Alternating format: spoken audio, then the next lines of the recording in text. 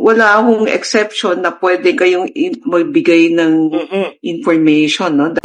Vice President Inday Sara Duterte nakahanap ng kakampi.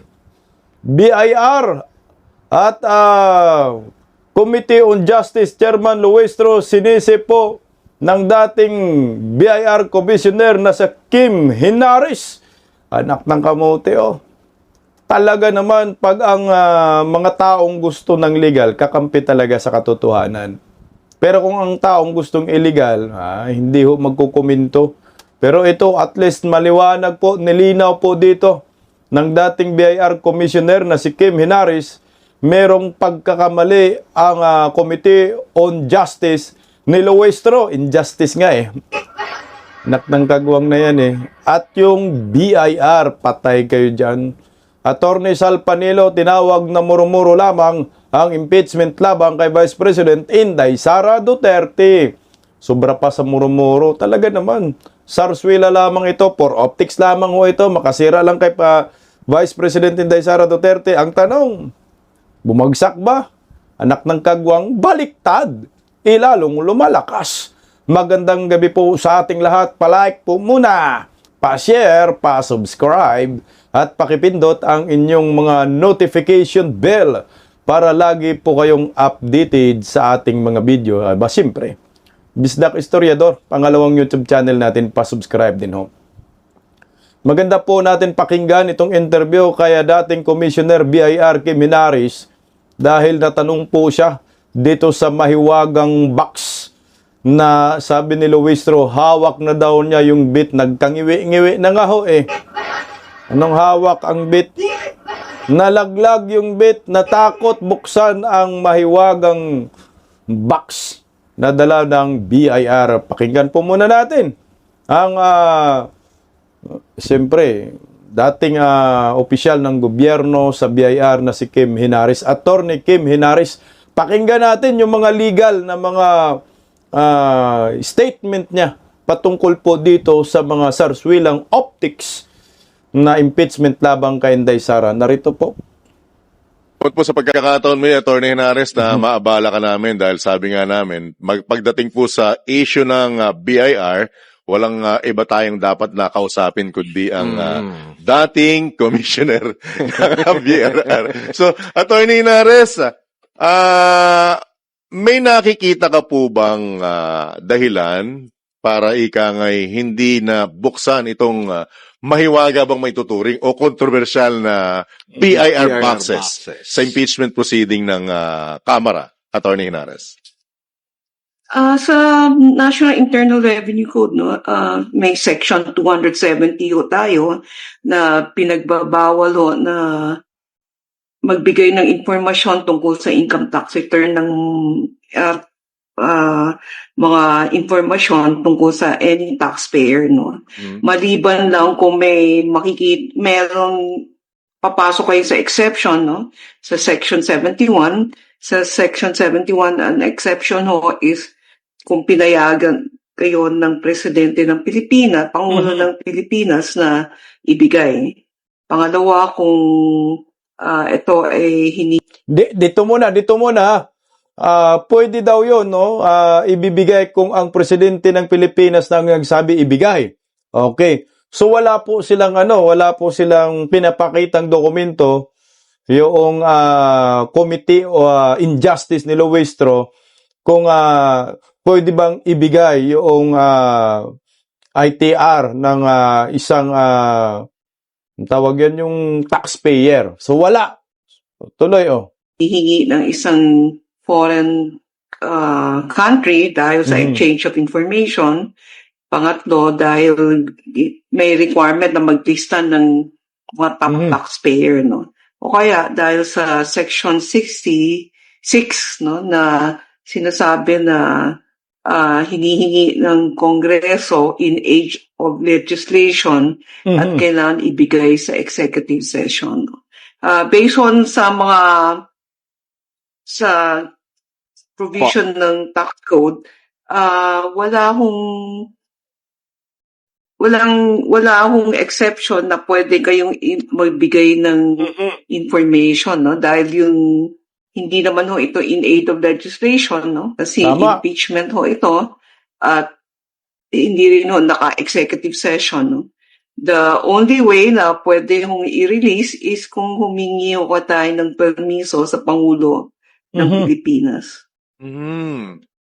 So, ibig sabihin, pwedeng pabuksan ni Bongbong Marcos yung income tax return ni Vice President Inday Sara at ni Manscarpio. Pero siguro sa pamamagitan ng sabi niya executive session.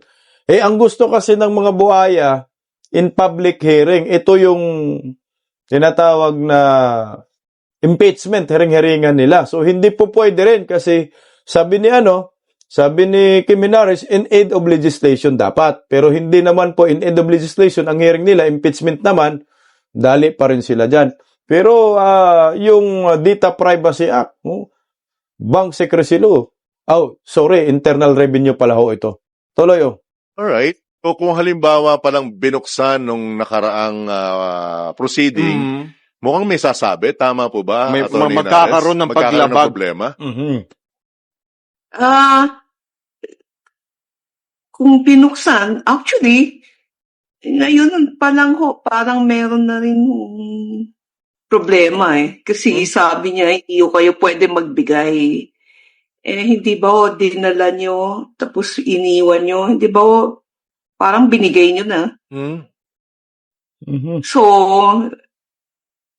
di ba parang, ibig sabihin hindi yung consistent, no? Kung ang theory nyo is hindi yung pwedeng ibigay dahil wala sa exception, bakit nyo dinala at bakit nyo iniwan? So dito pa lang pala, bulilyaso na itong hinayopak ng mga buhaya.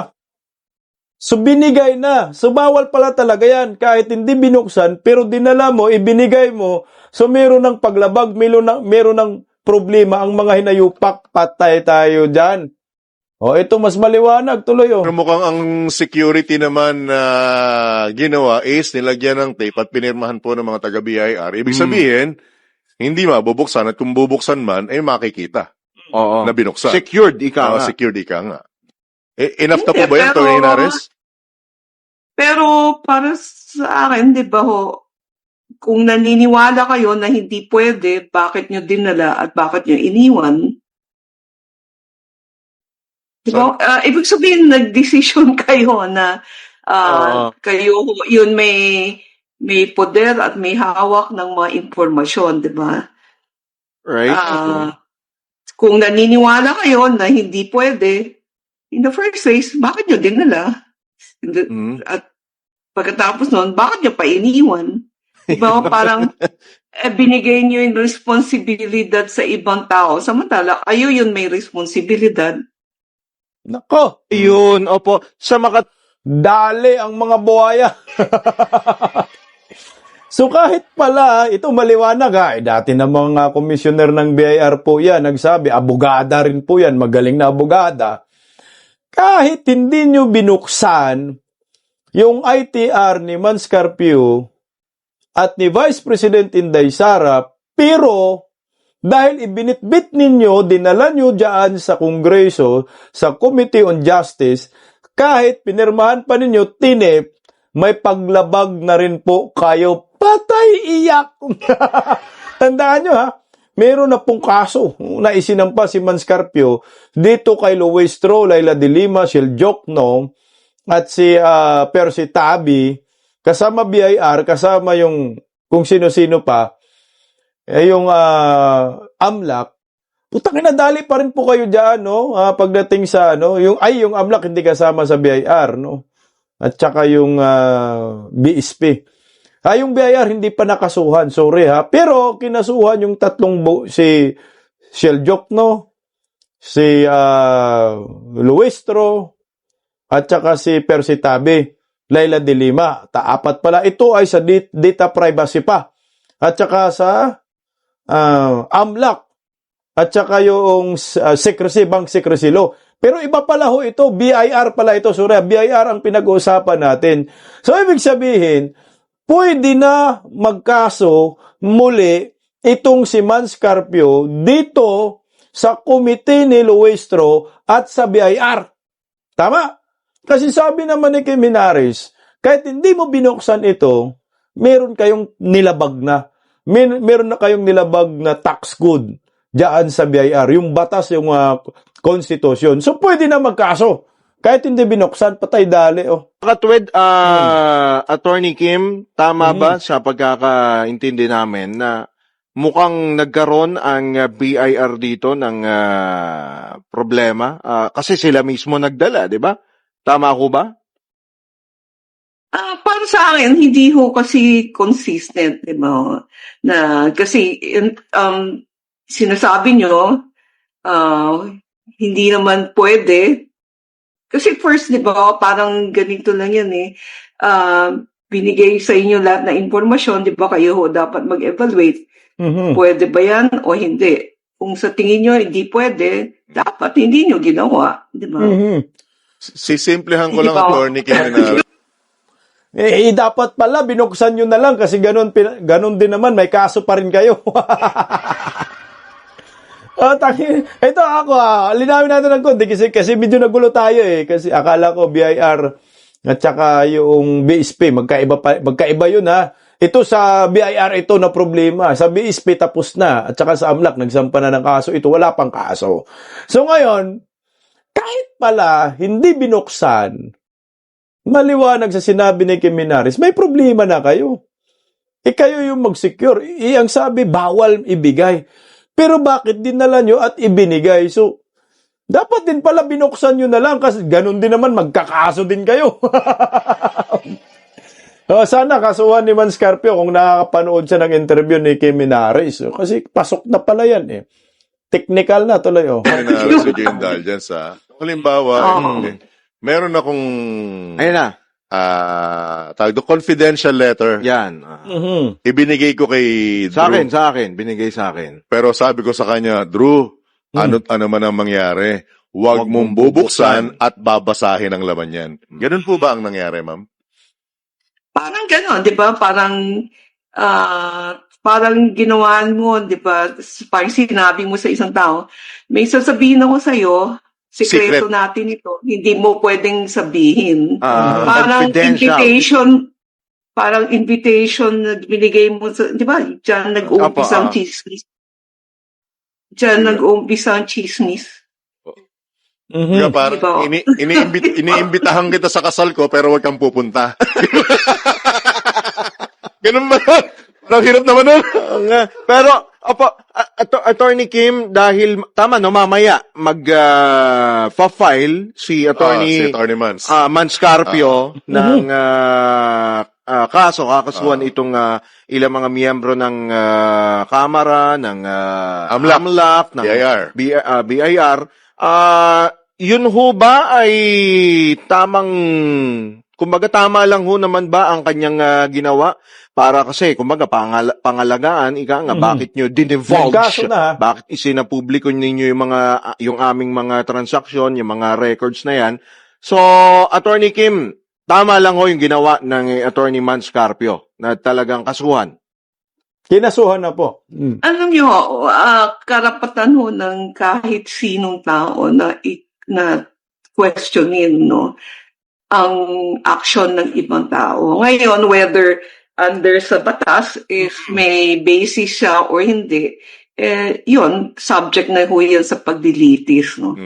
Ang pagkaalam ko, ang demanda ho, sabi niya, ididemanda niya for divulging the bank, for violation of the bank secrecy law. Hindi naman ho, kung violation for the bank secrecy law, hindi naman ho ito kasama, no, kasi hindi naman to tungkol sa bangko, no.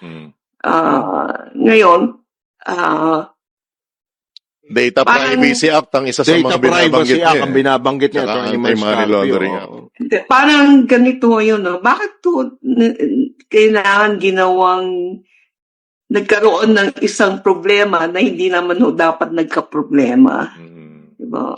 Alright. Kasi kung hindi ho iniwan at walang dinala, kasi yan yung nasa batas, Po. di wala sana akong problema, no? Tsaka, at the same time, yung extreme, kung talagang gugustuhin, napakasimple ho yan, no? Opo. Humingi ho ng permiso sa Pangulo ng Pilipinas na ibigay. So, kung binigyan kayo ng permiso, di tapos ho yung problema. Yun. Ganun pala lang So, kasimple. yun ang finale, ika nga, no? Assuming na nga na may permiso na po mula po sa Pangulo. So, sila, Okay na yun, Attorney sila po Henares? ba ay absuelto na sa anumang mga pananagutan sa batas, Attorney?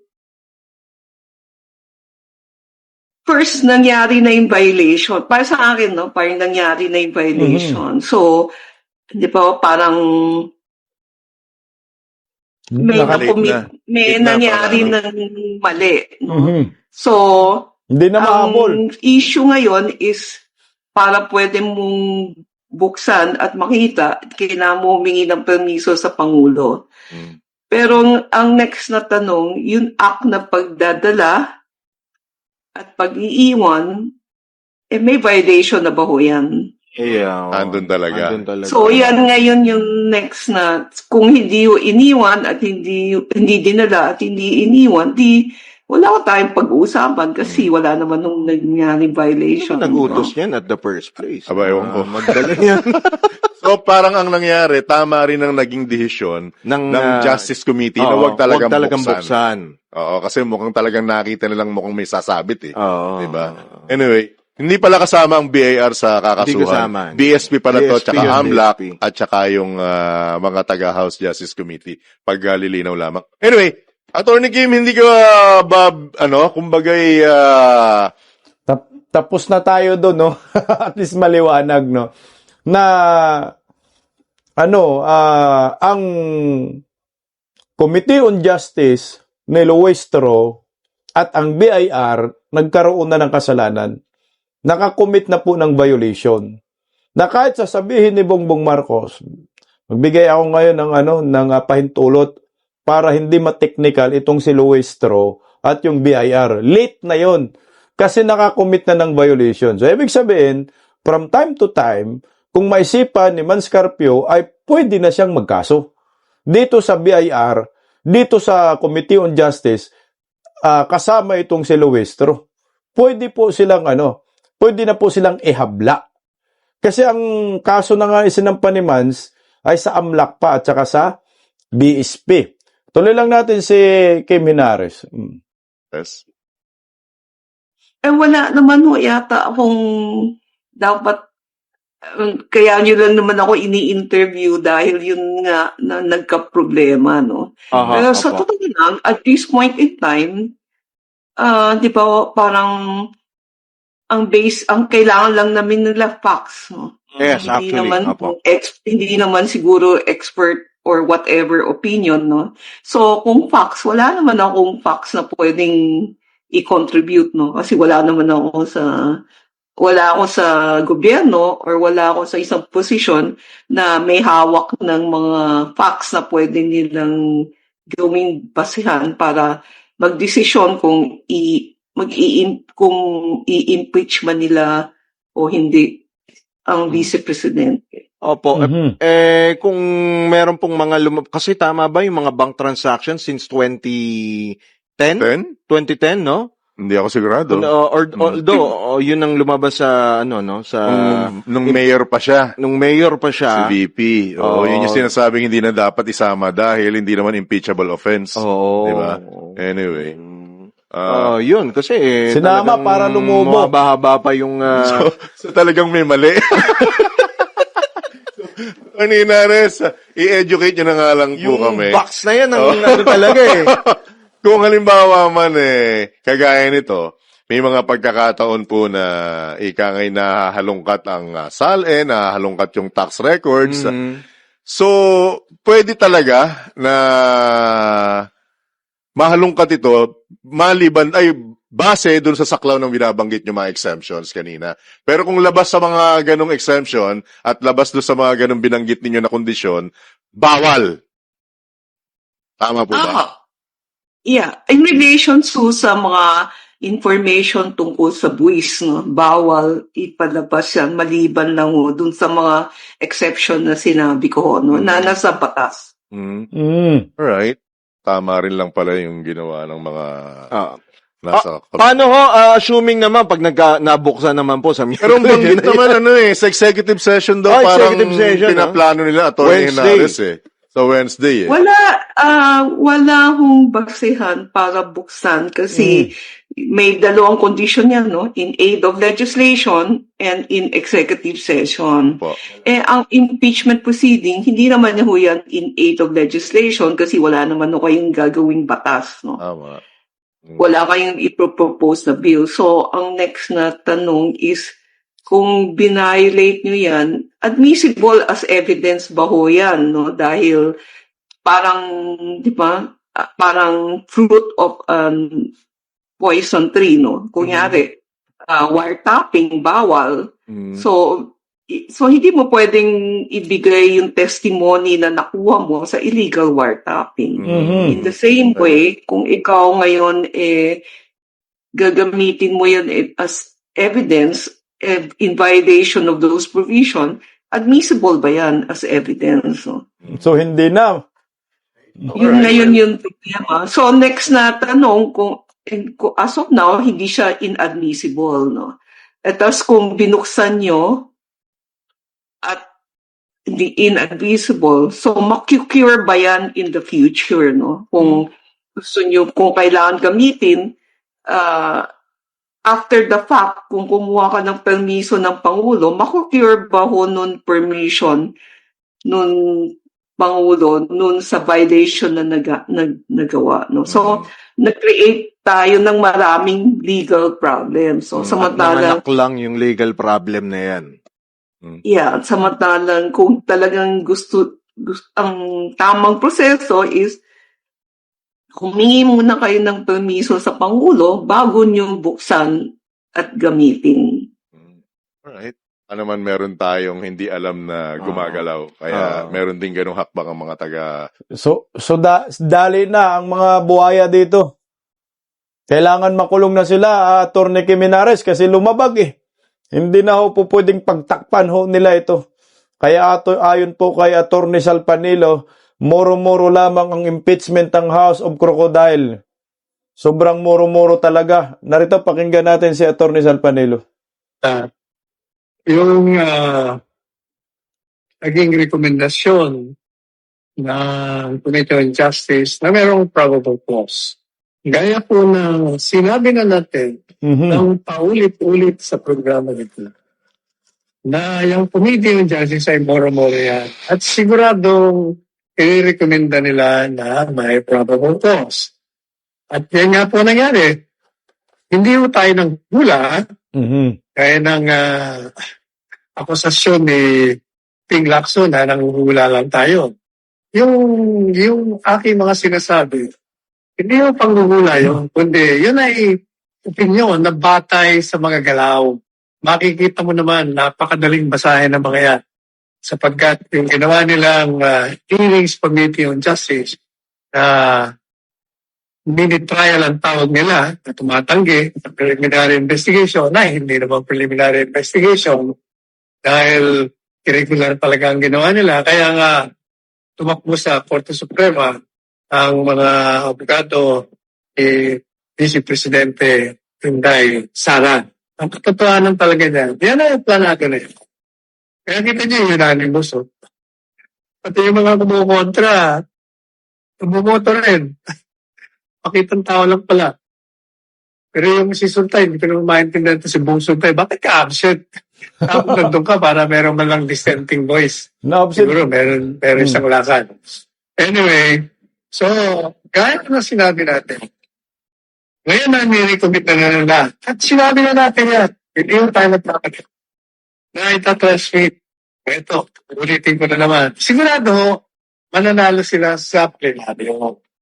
Pero hindi nila makukuha yung 215 votes na isinagawa nila o ibinoto nila noong nakaraang impeachment of last year. Makukuha nila yung 1/3. Makuha natin plus. But definitely hindi yung 215. So, itatransmit na nila sa Senado. O, mangyayari na naman mo yan. Sabihin naman nila, nakukulang ka naman. Hindi nangungula yung pain. Yan, batay sa mga galaw nyo. Kaya marami tayong sinasabi dito na nangyayari. Di ba? O ano tingin mo, Carlo? Di ba marami na sinabi natin na palaging nangyayari bago pa mangyari? Hindi pang tayo. It's not even a prophecy. It's yun ang tinatawag na scientific analysis. Merong predicate.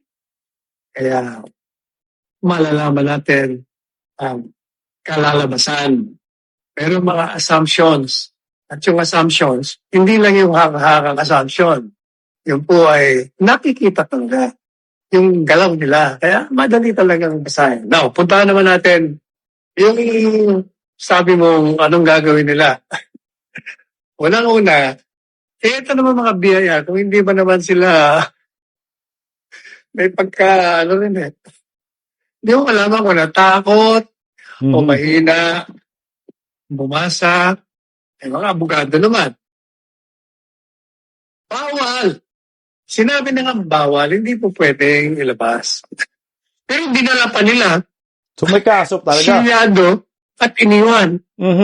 Alam niyo na nga bawal, dinala niyo pa. Alam niyo na nga bawal, iniwan niyo pa.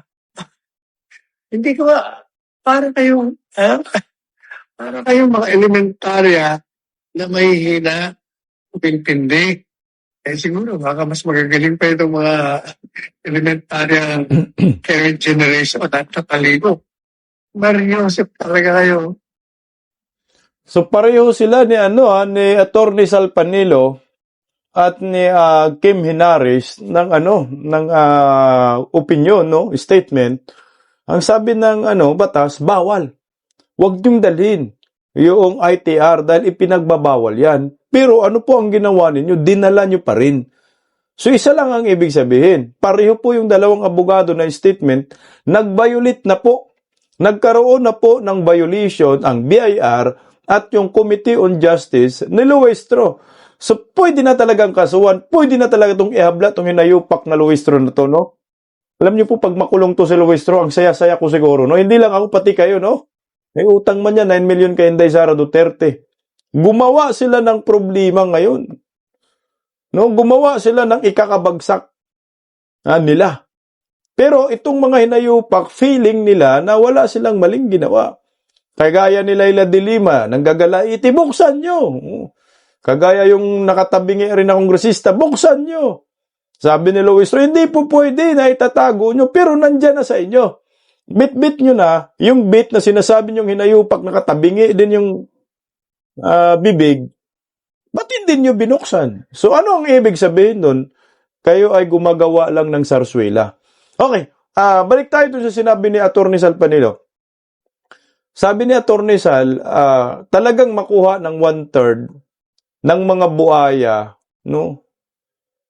Para yung perma para ma-impeach si Inday Sara diyan sa Kongreso. Pero hindi na kagaya noon na nakakuha ng 200 plus 250.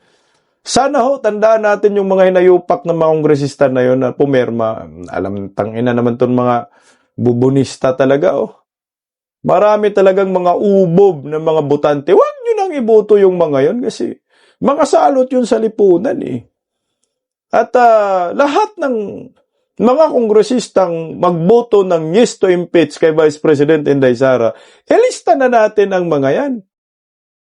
Para magkalaman na at hahalik sila sa lupa. Gagapang sila. At nang magmakaawa sa maraming Pilipino. Ang mga Pilipino ngayon, siyempre may mga utak na rin din. Except sa mga bubunistang tanganista at mga yelo. No? Pero sila Hinares, di ba? Kim Hinares.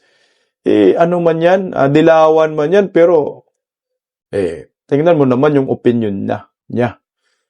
Malaking pagkakamali, gumawa kayo ng problema na maiiwasan man sana. Wala nga mga ubob Gusto lang sarswila, no? Bida-bida, ngayon magbubumirang kayo. Diyan sa Senado naman, ang daming mayayabang Ngayon, kunya, sabi ni Atty. Sal, ma-impeach talaga si Inday Sara, makuha yung 1/3. So, ang laban ngayon sa Senado, kaya bang kunin, no, ng mga buaya yung 1/3 na pirma ng mga Senado para makonvict si Vice President Inday Sara Duterte? Sa akin, mukhang malabo po ito. Makakuha siguro ng pirma pero hindi ganun karami. Ilan ba ang kailangan na pirma ng mga buhaya sa Kongreso para makonvict si Inday Sara doon sa Senado, sa impeachment court? Kailangan nila ng 16, di ba? 16 na mga senador. Kaya nila maglikom ng 16? Anak ng kagwang, tayo pa lang. Siyam lang kailangan natin, ha? Ewan ko kung si Senator Bato lalabas. Sin, lumabas ka para bumuto, Sin, ha? Hindi po pwede, Sin. Manguyakoy ka kahit isang araw lang pagdating lang ng botohan. No?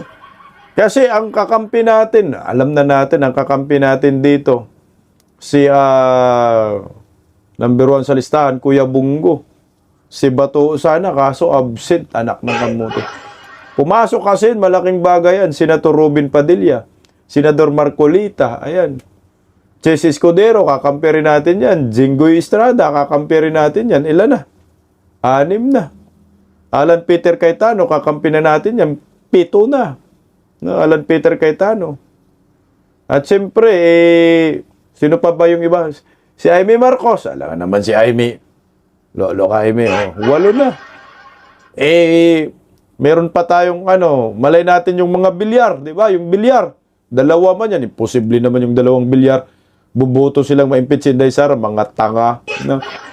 Si JBRC to, hindi rin yan napeperma na ma-impeach si Inday Sara kasi naranasan nila yung naranasan sa tatay nila na si Joseph Estrada. Malabo rin makakuha ng perma ng 16. Itong si Pia Cayetano, malay natin, mahatak rin yan ni Senator Alan Peter Cayetano. Tayo nga, yung may numero talaga na tudo na Soli Duterte. Pero ito, anak ng kagwang, yung tropa ng Iskol Bocol na si Tota Soto, excited na sila Excited na sila nga diyan sa impeachment court, anak ng kagwang. Sana ma-technical kayo sa Supreme Court. Ito, pakinggan natin, Napakahalagang nakahanda kami. Uy! Because the country, our countrymen are looking at this very seriously. Pinimonitor nila yung sa house, di ba? Anong preparations ang dapat na ginagawa ng Lolo, monitor sa house, ang taong bayan ayaw ng impeachment, kayo lang mga animal kayo kasi gusto nyo maging president, vice-presidente. Ang Iskol Bocol, yung magiging parang Supreme Court Justice, Chief Justice, yan ang lalabas ba? Parang ganun siya. Walang pinag-aralan, hayop. Walang alam sa batas. ng Senate ngayon, knowing na pagbobotohan na po yung impeachment sa Kamara po? Well, first of all, kahit nung araw na Senate President ako,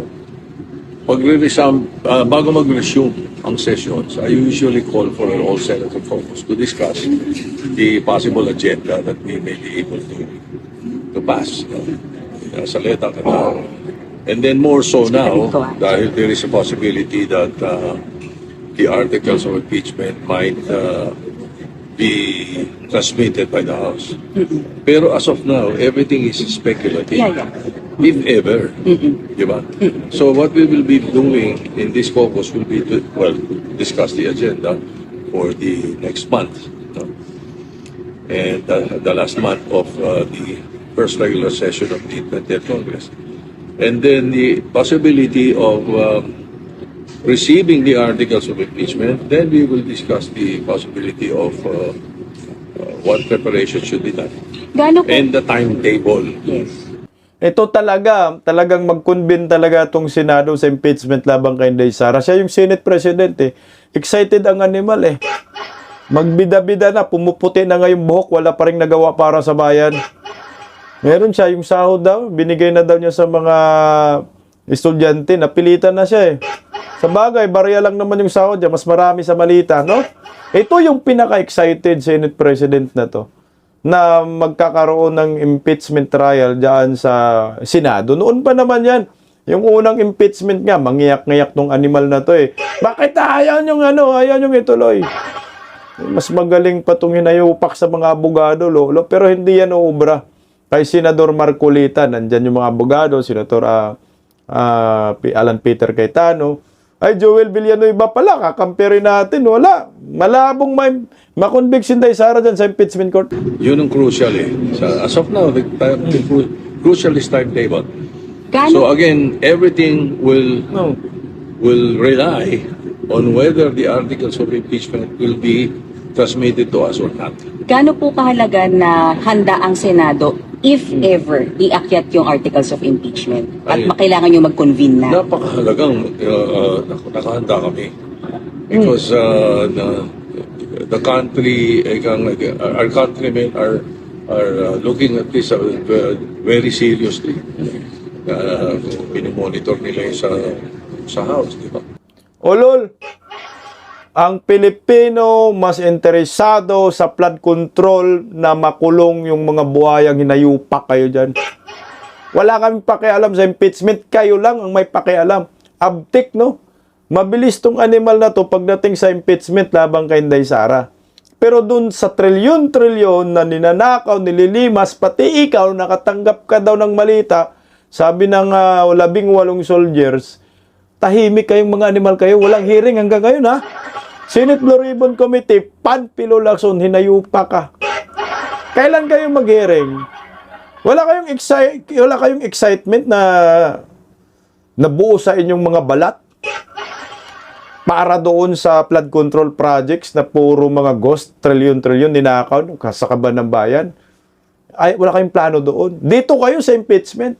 Kasi may pakinabang kayo dito. Pero kaming mga mamamayang Pilipino, wala kaming pakinabang dyan sa impeachment na yan. Kayo lang, mga hunghang kayo, School Bocol University. Kaya excited. So they will expect us to do our job Uy, once we receive it. Pero again, once we receive it. May pressure Wala tayo. May pressure ba sa inyo, sir? Especially VP Sara ito, kilalang personalidad ito, Vice President itong ini-impeach. Dapat ang mentality namin hindi ganyan. Dapat ang mentality namin, we have to do our job. We have to be impartial. Kahit sino pa yung ipapadala sa amin. Lolo, ikaw may impartial ka? Storyahidong. Bias kang hinayupa ka. No? Ikaw yung pinakabias na senador, na Senate President na naabutan kung hunghang ka. Anong impartial? May nalalaman ka bang impartial pa? Saga impartial. Tusukin ko talaga ng karayom ang manika, oh. Sige kayo, mga nanonood sa Bisdak Pilipinas. Naniniwala ka bang patas itong si Tuta Soto? Walang patas sa taong ito. May kinikilingan to, tuta ni Bangag, galit sa mga Duterte. Yan ang maliwanag dyan. Tuta ni Tambaloslos. Hanggang ngayon, hindi nag-imbestiga. Sinabi na ni Remulla po, nakasuhan ka namin Tambaloslos. Pero kayo dyan sa Senate Blue Ribbon Committee, hindi kayo nag-imbestiga, hindi kayo nag-recommend na kasuhan si Tambaloslos. Kaya yung impartiality, Tuta Soto, isampal mo yan sa noo mong kalbo. Tuloy, oh. Articles of impeachment, we have to read, we have to look at it at a very impartial attitude. Sir, So, wala lahat dapat isipin na gano'n. Very impartial attitude. May kaso ka sa Supreme Court, ha? Kinasuhan ka, ha? Ano na yung nangyari-ari? Ano na bang nangyari sa kaso na isinampan ni Harold Respicio dito sa School Bocol University na kini-question yung Supreme Court? Diba merong indirect contempt dito? Impartial kapang nalalaman. Pag sinabi ng Supreme Court, yung articles of impeachment ay unconstitutional dahil lumabag sa 1-year parole at excited magsampa ng impeachment, mangiyak na naman kayo. Sasabihin na naman, hindi, may fourth word. Lo, ang inayupak ka. Sir, ano po yung possible timeline? Kasi ang sabi po ni Chair Luistro ay May 11 daw possible magbotohan yung House sa plenary. Ganun pa. Transmit na rin daw po Kasi nung ang balita ko nung una was when they resume on Monday, they'll discuss it already. So kung May 11 yan, that means May 11 is a Monday. May 11 pa lang nila mabotohan eh. Yes, So I sir. cannot answer your question. But sabi niyo crucial the timetable. Why? O syempre, kasi may break eh. The Senate, the legislative body, will be on break by June 5. So that will be both houses of Congress. But then again, the impeachment court is different from the Senate. So, kailangan pag-usapan namin yung timetable. But kailangan bang Just in case. Pero again, ayoko nang, kasi lahat yan speculative eh. Hintayin muna natin yung articles of impeachment. If they pass it and they will transmit, But if then we discuss everything else. But if there is a need to convene the impeachment court, it should happen hanggang June 5 lang habang nasa session kayo. Tama po ba? Hindi. We can extend. Depende sa Senate. Just to convene, Hindi. we can extend. The impeachment court can extend. The impeachment Not the court. Senate. No, the convening SP. The convening Kung May 11 Kay- natanggap, let's say, pinasa nila. Yeah. Yun ang ayoko kasi pag-usapan. If ever lang, Speculative SP. eh. Speculative. If ever, pinasa nila, 11. O, then 12. Transmit nila. O, then dapat 13. We will discuss it already and convene as an impeachment court. pero hindi kailangan na naka-session bago mag-convene yung impeachment court? Or kailangan in session yung legislative? Hindi, kailangan yung Senate in session para tanggapin. Okay. Para tanggapin. Do you have enough budget for the impeachment, sir? Yes, I think so. O tayo na, no? Meron kasing budget last year eh. Na inalat sila. 27, sir. Oo. Gano'n ba kagastos, sir, ang tingin ko, impeachment? Hindi, dito, ang tansya namin, mga 12.6 ganun. Thank you, SP. Thank you, sir. 12 million, no? 12.6 million yung ano? Million ba yan o billion? Putang na, kasira ulo man tayong tao, mga tao ngayon. Impeach yung Sinday Sara, tapos gagastos kayo ng 12 million. Diyan pa lang sa kamara, ang laki na ng gastos din eh. Pero puro mga kwento lang, sarswila, lahat ng mga pinagsasabi ng mga animal, puro mga kalukuhan lang eh.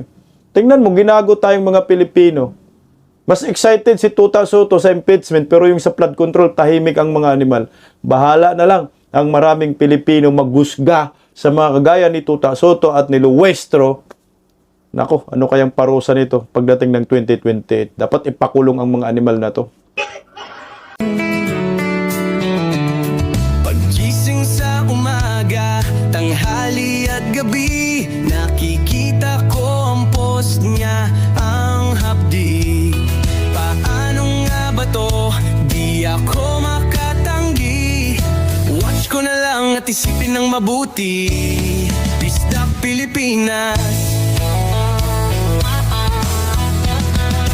Disdak, tinig ng katotohanan.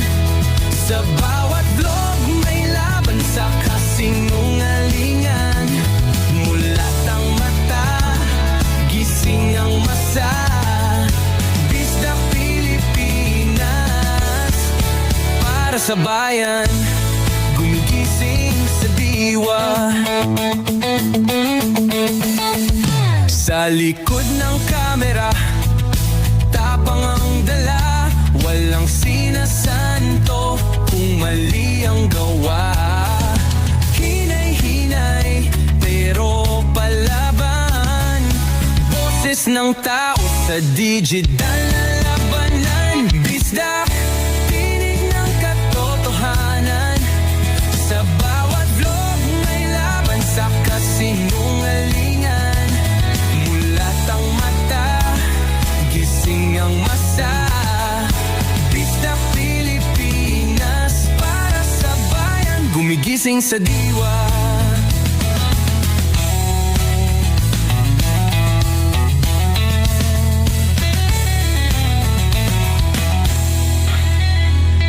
Hindi artista, hindi politiko, pero ang katotohanan, sigaw niya ay buo. Sa YouTube o Facebook man siya makita, may aral ka pa rin, may uwi sa bawat salita.